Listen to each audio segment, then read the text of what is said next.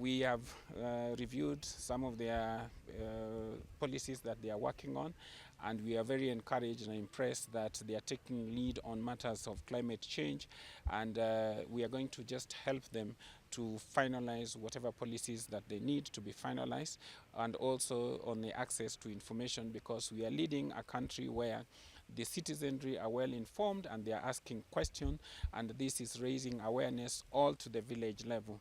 We are very pleased with the progress that we've made in Siaya County with regard to access to information.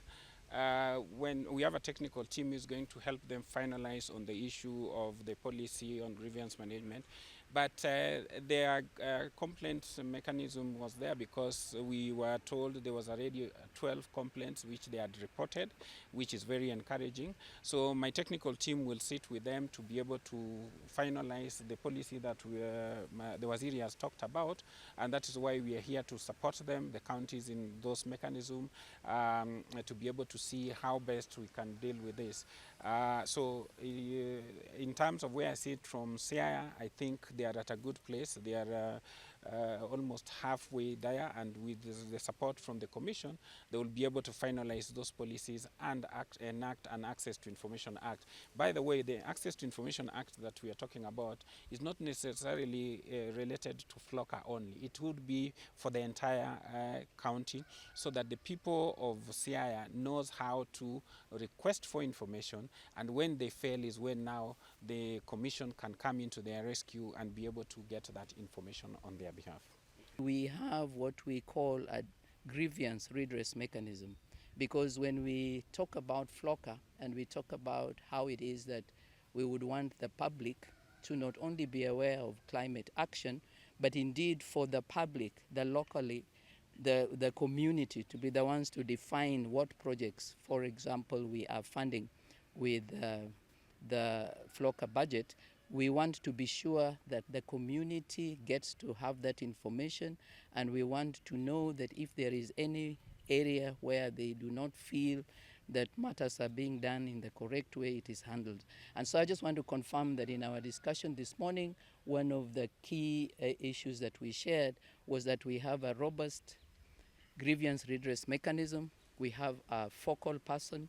We do indeed not just engage here as a department, but we engage as a county, because we ensure that in our climate change unit, we have directors and leadership from across agriculture, budget, finance, public participation, NEMA. So currently, what we have are toll-free numbers that we have ensured are with finance, with governance, with the climate change officers, and we appreciate that we are going to get support so that we can ensure that this mechanism is strengthened, but much more importantly, that we get a policy, because we do at the moment not have a policy.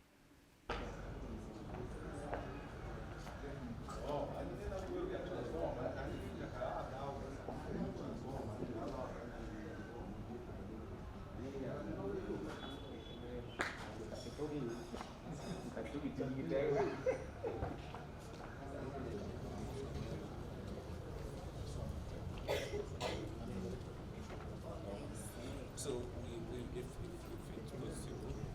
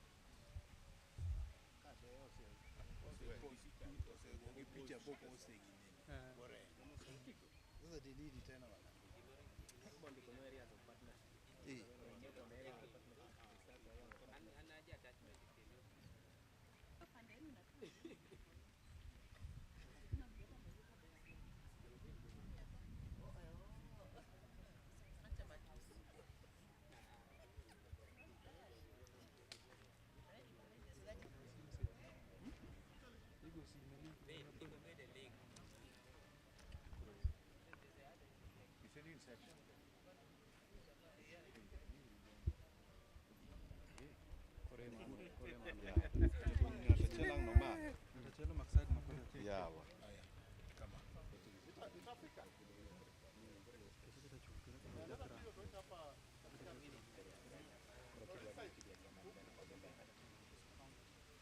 Okay, say Siam. Again, Siam.